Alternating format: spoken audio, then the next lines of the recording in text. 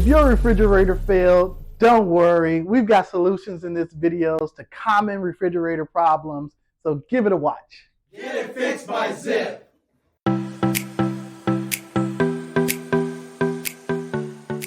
It's never a good time for your refrigerator to fail. No problem. We fix hundreds of refrigerators in the Fresno area each year, and I'm going to just go through some of the most common parts that fail on the refrigerator when you have a no cooling issue, so that way you can determine whether or not you want to fix it or you want to get it fixed by Zip. Refrigerator not cooling is a common problem, so don't be worried. There's a couple of different components that fail often, but you want to narrow the problem down to one of three solutions, right? It's either that your freezer is still fine and your fresh food section is warm, or your fresh food section is nice at normal temperatures and your freezer is warm, or everything's not cooling at all. Let's start with the fresh food section not warming. There's a few components that you want to check: your damper, your evaporator fan, and then your defrost system, your defrost heater, defrost thermostat, or if you have a newer model refrigerator, you can have just a regular temperature sensor in there as well. So the difference between your damper opening and closing is air restriction into your fresh food section. But if you have a twin cooling system, you won't have a damper into your fresh food section. So how do you know if you have a twin cooling system? It'll say it right on the back panel of your refrigerator. Okay. Now the second thing is, or I guess before we get to that, if you want to determine which parts you need to replace, you just simply test the components. Each component can be tested. If you have a digital meter, you can check for continuity, you can check for resistance for your temperature sensors.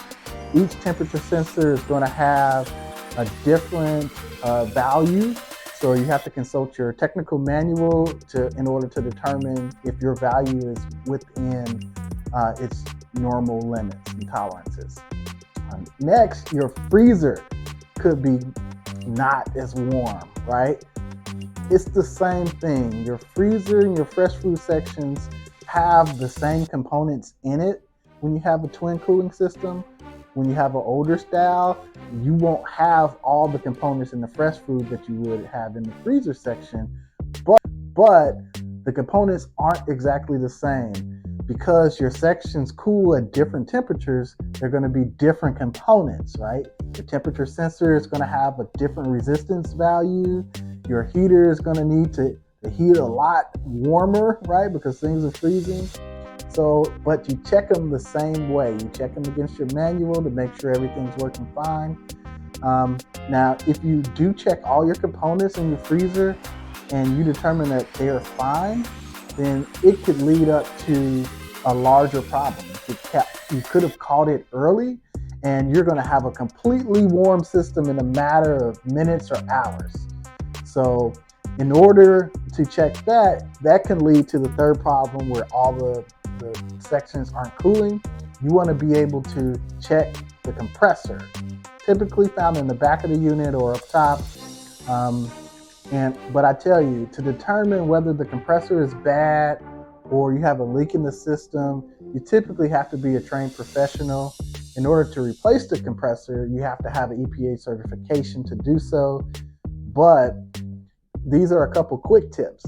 If you have your refrigerator plugged in, if it's a newer style and it's been plugged in 15 minutes or longer, you should hear the compressor kick on.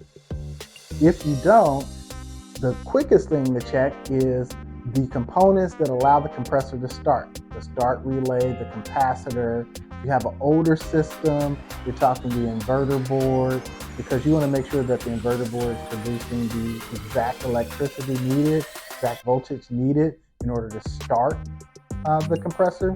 Or your start relay has no burnt windings or things like that, so it can engage and turn on the compressor. The last thing that you want to do is check the compressor's windings to make sure that nothing internally, based on the digital meter test, is broken.